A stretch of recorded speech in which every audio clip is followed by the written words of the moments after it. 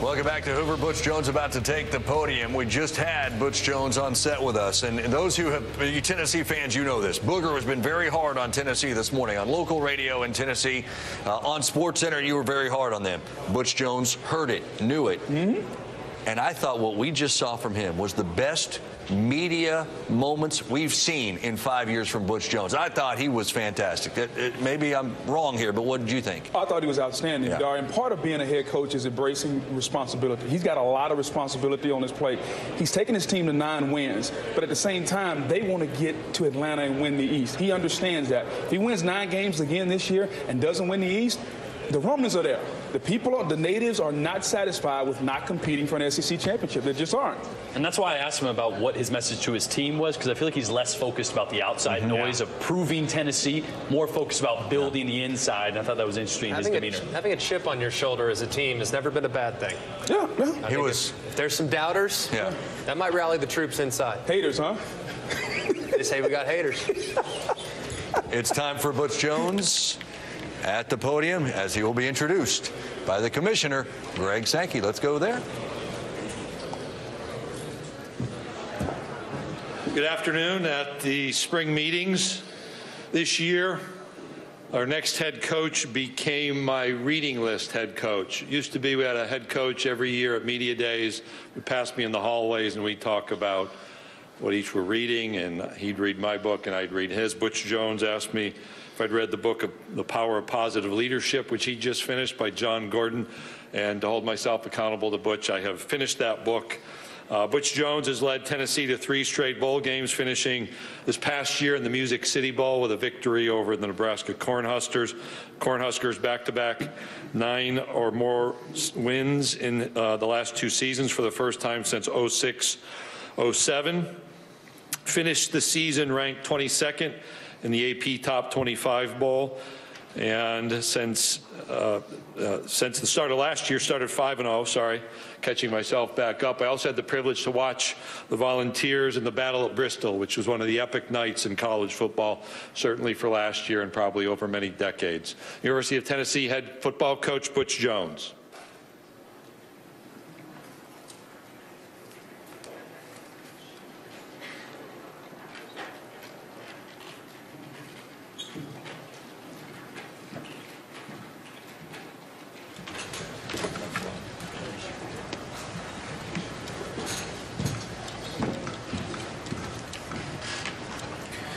Okay, well, it's great to see everyone. Hope everyone had a great summer. And as we all know, the SEC Media Days are kind of the kickoff to college football. I'd like to start off, first of all, and welcome Coach Bielema into fatherhood. So congratulations to him. But it's truly an honor and a privilege to be up here today and representing the University of Tennessee, 5th SEC Media Day, and very proud of the progress that we've made in our football program in 4 years. It was just, I was thinking on the plane ride over here, it was just 4.5 years ago where our program was facing the potential APR penalty. And now that's a thing of the past with the 972, second year in a row that we'll graduate 100% of our seniors in our program. We have 67 players on this year's football team that has a 3.0 or above. And on the last 2 bowl wins, we've had 26 college graduates participate in those bowl games. And then on the field, we're very proud of the fact that it's very, very difficult to win in the Southeastern Conference, and we're one of only 3 programs that have won 9 games 2 years in a row. We've been very fortunate to have 3 straight bowl victories, first time in 20 years in our great program's history and tradition. But there's so much more out there. There's so much more out there to be accomplished, and we've only started, and that's what I like about this year's football team, is they're very, very driven, very, very motivated. The 3 individuals here today, I think, are very symbolic of our football program and the evolution and development of our program over 4 years. It starts with Jayshon Robertson, offensive lineman for us. Jayshon was recruited as a defensive lineman, spent a week in training camp as a defensive lineman, and because of the limited number of offensive linemen that we had at that time in our program, we asked him to move over, and he started every game as a true freshman and ended up being a freshman All-American. Emmanuel Mosley, I'm being kind to him, was 145 pounds at the time. He was an option quarterback and won a state championship, came 2 times to our camps in the summer to earn a scholarship. And the way he's grown in our football program and developed his body is truly remarkable. And then Kendall Vickers, I was joking with him on the plane flying over here. He was a 215-pound defensive end wide receiver. And I remember in practice watching him catch passes, and now he's developed himself into what I feel is one of the best defensive tackles in our conference. It's been a very, very productive offseason for us, probably the most competitive offseason that we've had, and a lot of that is attributed to our players, to our leadership, but also to the addition of Rock Gullickson in the strength and conditioning area. And Rock has been a 17-year veteran in the National Football League and has really kind of changed the dynamics in that room, along with the entire strength and conditioning staff. We have to replace some very, very good football players. We had 6 drafted players in the first 4 rounds of the National Football League draft this past year. That hasn't been done in Tennessee since in 15 years. So again, that's how far we've come in our program. We have 5 new coaches in our football family. As we all know, Larry Scott assumes the offensive coordinator position, and the way I looked at it is Larry had a year of an interview process, and very excited about him and what he brings to the table from that position. Mike Canales is now the quarterback coach. Been very fortunate to have known Mike for over 20 years. Would go with him and do football when he was at South Florida. In every convention, we'd actually take the mirror off the bathroom wall and draw plays. And so he's an individual that I've always admired. I think he's the best developer of quarterbacks in the country. And then Walt Wells is our new offensive line coach, Tennessee native, and has brought so much to the table there. And then Kevin Beard, everyone's kind of seen the YouTube videos with the click-clack and the cleats that he wears with practice and does the drills with the kids. And then defensively, Charlton Warren is our defensive backs coach, and it's a very, very unusual situation. He spent 10 years in the United States military in the Air Force. Now he's coaching college football, and he's been a great mentor and a great football coach to our players, and has really helped in the back end of our defense. And then lastly, the defensive line position was filled with Brady Hoke, and Brady brings a whole nother dynamic. He's been a conference coach of the year in 3 different leagues, and the exciting thing about this coaching staff is we have 3 former head coaches, and anytime you can have head coaches on your staff, I think it's extremely healthy. It's been a great help for me, but it also helps mentor your younger coaches on your staff, as well as we want all coaches on our staff to have the goal of being a head football coach one day. In terms of this year, we have to start fast. We have 3 games in 13 days, so our health, the turnaround is going to be paramount, and we're excited to be able to have the opportunity to start the season in Atlanta in the Chick-fil-A kickoff game against a very, very good opponent. It will be a great challenge for us. So I'll answer any questions y'all may have. Thank you, Coach. If you have a question, please raise your hand. We have Bridget, Chase, and Joseph. We'll get a microphone to you. Again, if you'll give your name and affiliation and stand when you ask your question. Questions for Coach? Okay, we'll start up here on the left, second row. Bob?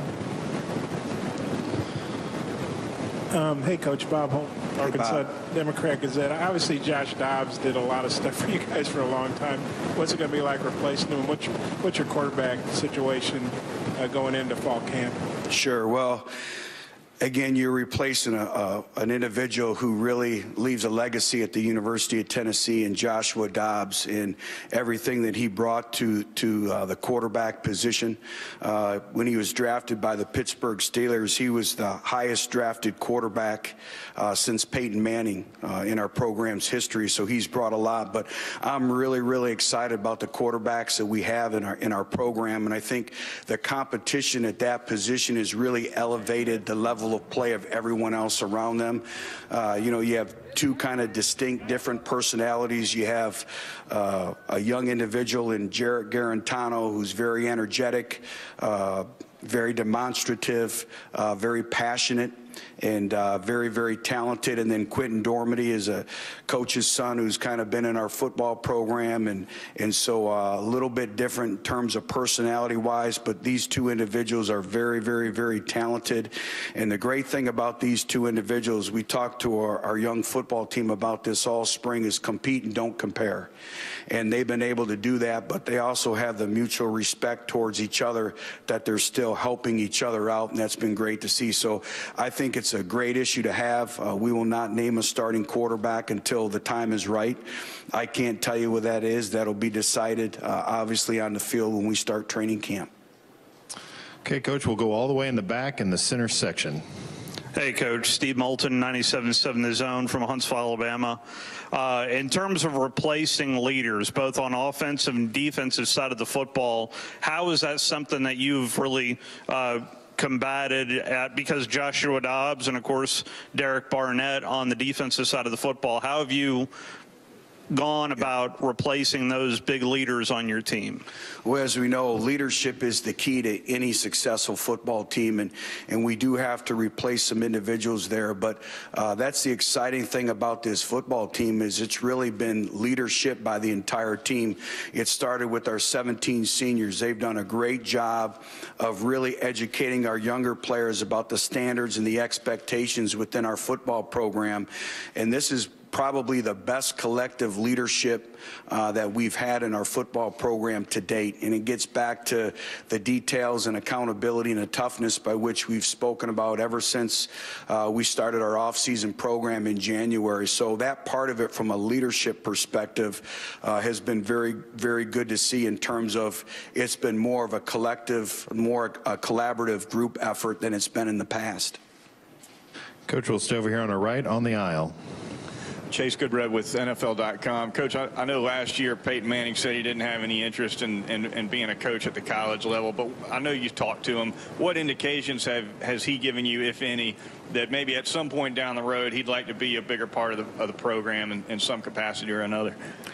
Well, Peyton and I are in constant dialogue. We're in constant communication, and I think right now he's enjoying retirement. I know he's looking forward to hosting the ESPYs coming up, but he's an individual that, you know, really tried to really involve him in our program as much as he can, because he has many things going on right now. And we had an opportunity to bring him back about a month ago and be able to see our quarterbacks and talk with them and just get around our football team, which obviously is extremely healthy for everyone. But again, I know he has plans down the road and he'll be successful in anything that he chooses to do. But, you know, we try to involve him as much in our program as possible.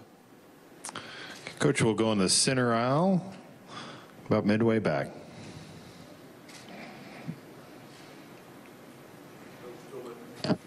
Bill Bender, Sporting News. Last year you had that season with big swings, a lot of emotional finishes, and like you said, got to 9 wins. So given the expectations you had last year versus this year, what did you guys learn as from a coaching standpoint? Well, you always step back and you do a thorough examination of your season and what could you have done better, what did you do well, how can you continue to grow and elevate. And I think the thing we have as a program is you can never have enough depth, and everything is about competitive depth and being what we call 9 strong, all 9 position groups. And I think it was a great illustration to some of our younger players at the time that you are 1 snap away, and no matter who's out there, the names may change, but the expectations never change, and being ready for your opportunity when that opportunity presents itself. And I think one of the great illustrations is John Kelly. John Kelly's an individual who waited his opportunity in our program, and then when his opportunity came, obviously he made the most of it. But I think it's that competitive depth that we talk about, and every player understanding their role and understanding their job description and being ready for that opportunity when that opportunity comes. Coach, we'll go here to our right, second row. Vince Farrar, Sports Radio WML in Knoxville. Coach, can you see a scenario where you play two quarterbacks into the season until that plays out when the time is right, or would you really prefer to pick a guy and then go with him? Right. Well, I think playing time is earned, and so if both players earn the right to play, we'll play both quarterbacks. I've been in systems where we've been able to do that, and really Quentin and Jarrett's skill sets are very similar to each other, and I think we have an offense that really can play to the skill sets of the quarterback and all the players around. So again, if both players earn the right to play, they'll both play. You know, again, it's how it's going to play itself out, because these two individuals are very, very capable and very good football players. It's a good problem to have. Okay, we'll have a question over here in this aisle. If we can get a microphone over to him, if you can come across. Here we go. Come right on up here. There we go. Right behind you. There we go. Coach, Drew DeArmond, ESPN 97.7 The Zone Radio in Huntsville, Alabama. Derek Barnett was obviously a great player and a special one at Tennessee and what he accomplished, but now you have to replace him on the defensive line. Talk about that unit as a whole, and also Kyle Phillips, a guy that I think is a young player who could take that next step this season. Yes, we're looking forward to getting Kyle Phillips back. Again, he's an individual who, you know, has been offset by injuries, but he's back to his full health right now, and he's one of those individuals that has also grown into a leadership role, and it's been great. He's been very boisterous, which has been great, and again, he has all the skill set. It's just him remaining healthy, so we're excited. And he's actually in Vietnam right now. We have a Vol Leaders class right now, and himself and Jack Jones are over there, and I think it's going to be great in terms of a leadership standpoint and what they bring to our team when they return. But Jonathan Combo's an individual that he played defensive end, and then when we had the rash of injuries up front, he was forced to play defensive tackle and play inside. We've moved him back outside to his natural position, and he's had as good of an offseason as anybody. He's about 265 pounds right now, and he's one of those individuals who's working out day and night, so we're excited about him. And Darrell Taylor is another young man that we thought took tremendous strides this offseason and into spring football. He's really really committed himself to the weight room and the strength and conditioning area, and he don't even look like the same player right now. So again, I see those individuals really stepping up, and the chemistry and that continuity that we have in the defensive line room is one of the stronger positions that we have in terms of accountability. I love sitting in their meetings and hearing them hold each other accountable and the standard and the expectations that it takes to play defensive line. So I think that's been one of our stronger units from a leadership standpoint. Now it's just, again, regaining our health. Shai Tuttle's a young man. I know we talked about defensive end, but at the defensive tackle position that started running now, doing change of direction drills, so we anticipate him being ready for August camp. He'll be limited in some facets of his game, but to be able to have him back and be running now was very, very encouraging. Okay, Coach, we'll go down here our right aisle in the very back in front of the TV set. Coach Dangle, Fox Sports Knoxville. You talked about some of the new just coming in and out on me. Are we good? You talked about some of the new coaches that have come in, and especially the head coach experience that comes with the staff. How do you view your personal role to manage some of the guys who've done the managing in the past? Well, I tell you what, first of all, you're going to surround yourself with great people of character, great teachers, great mentors. And the great thing is I've known these individuals for a long period of time, and we always talk about being a better version of you every day. And I want individuals that have sat in that chair that understand, A, the dynamics of what I'm going through, but also, A, if there's a better way to look at things, you have a better way of doing things, I'm open. We're all in it together. We want to be the best best at everything that we do. And they provided a great sounding board, you know, to really bounce ideas off. Hey, what do you think? How did you handle this situation? Would you do it any differently? But all three of these individuals, I think they respect the position, so they understand everything that goes into it. I'll give you an example. It's 4th of July, and my phone is going off, and it's Brady Hoke, and he's talking about the dynamics of our staff and how great our staff is and how this is going to be a great year and how he loves working with the kids and everything we're doing. And for me, that's very comforting, and that's the type of resources that these individuals bring to the table. They've coached at the highest level. They understand the day-to-day operations, and you know, I have a great respect for them, and I know that they respect everything we've done in our program, so they've been great additions.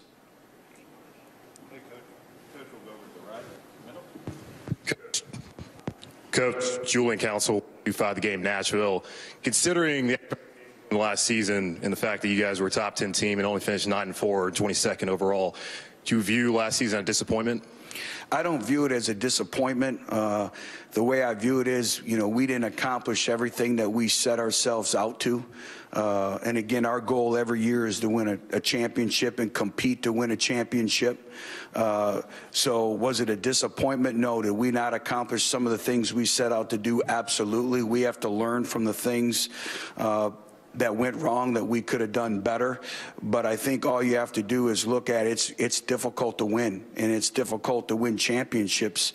And I think this league really exemplifies that. But I'm still proud of the way our team responded. And I told our football team this is the lessons you learned from last year, the resolve, the resiliency are going to serve you for many years down the road in life. And that football team went through a lot of things. And, you know, I know we started off 5-0, and I believe our first 5 opponents were divisional champions, and I made a comment going towards the tail end of our season that the back half of our season would be much more challenging than the front half of our season. Everyone kind of looked at me like, what are you talking about? But I knew where we're at as a program, and you know, we were still needing that competitive depth across the board, and we had some position groups where we couldn't afford to have injuries. But again, this is a results-oriented business, and we fell short of our goals. But I don't like to use the term disappointment, because when you still look at it, it's hard to win in this conference, and only 3 teams have won 9 games, and the University of Tennessee is one of those. Other questions for Coach? Raise your hand. We'll get a microphone. We've got another one up here on the front, second row. Bob. Hey, Bob Holt again, Arkansas Democrat. This is a two-parter, if that's okay. One is you alluded to, you guys obviously raised the level of the program since you inherited it. What do you think you got to do to take that next step, you know, to get to Atlanta? And also, you're the only team in the East that has to play Alabama every year. I know that's a traditional rivalry, but do you ever think about maybe it might be nice not to have to play Alabama every year?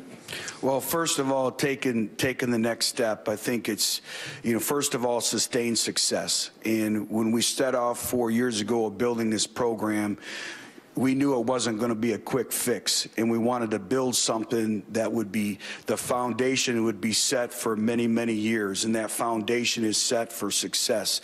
I think a lot of times, too, when you're building a football program, your program goes through evolutions or different stages, from being able to compete to having the competitive depth, but also your players and everyone in your program understanding now, when we first came to Tennessee, we were part of a lot of homecoming games. And what we talked about as a football program, everyone's going to play their best game. You're going to get everyone's A game. There are no off weeks in this conference. So that takes a maturity level. That takes an understanding of preparing yourself to play your best game week in and week out. And so I think that's been part of our evolution of our program too. But I think maintaining the consistency, maintaining the expectations, and we want more and we expect more. I know our fans want more, and that's the great thing of coaching at Tennessee, are those expectations. In terms of Alabama, Obviously, that's a great rivalry. That game means so many things to so many people. So again, we take that game very seriously, and have a lot of respect for what Coach Saban has built at Alabama and what they've done. But it's also a great rivalry game, and so that game means a lot to us. Coach, we'll go to the back of the center section. Coach, Steve Moulton again, 97.7 The Zone from Huntsville, Alabama. You mentioned that your head coaches that are now part of your staff, but there's another head coach who's also now part, in Coach Philip Fulmer. I'm wondering how he has been. What's his role with you? Do you consult with Coach Fulmer? All the time. You know what? That's a friendship that I value. And, you know, he's been a mentor to me. He's been a sounding board to me. And this has been over time. This started from year one. Reached out to him, had him come by, welcomed him back in the program, had him speak to our team. And, you know, you have a great resource right here. He's a college football Hall of Famer. He understands the dynamics of Tennessee. He understands everything associated with our institution. And I consider him a great friend, a great mentor, and it's great to have him back. And like I told him, Coach, I want you at practice. Come to practice. I want you to sit in meetings, anything you feel. It's your program. You help build this football program. And that's, you know, the expectation that we have with all of our former head coaches and all of our former players. They're the ones that built this program through their hard work, their sweat equity. So anytime you can have a resource like Coach Fulmer, I want him around as much as possible. All right, we'll have a final call for questions for Coach Jones. Anybody has a question, please raise your hand. All right, Coach, thank you for your time. Thank you.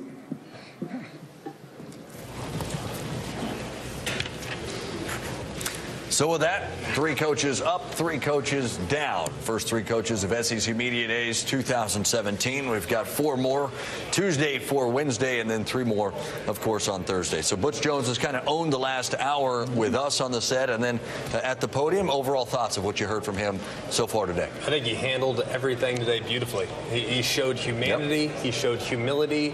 He also showed a great understanding for the progress that needs to be made. Yes. And this is a program that definitely came up short the last couple of years. That's to be expected. That's to be understood. And he understands that as well as anybody. Now, likely going to have to replace a lot of key players.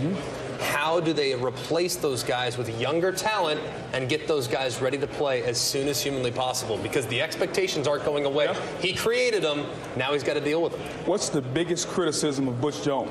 Always got slogans. Yeah. Today, you didn't hear that. No. All you heard was a coach who talked about the process, talked about what he needed to get done, and how he was going to do it. That's the Butch Jones we've been dying to hear for the last 2 or 3 years. Today, we finally heard it. He was personable. Yes. That's the other thing we needed to see. What did you hear? And a coach that pounds those mantras, you get really used to it. The thing I love is that I think you're starting to see a transition to him realizing that you can't continue to do the same things over and over again and expect a different result. And that's obvious in his coaching hires. Bringing Brady Hoke on, talking about Fulmer. He is looking for people to invest in this program and teach him how to do it a different way or see it just slightly different than he does. And that's going to create progress. And I think they're moving in the right direction, at least within that locker room.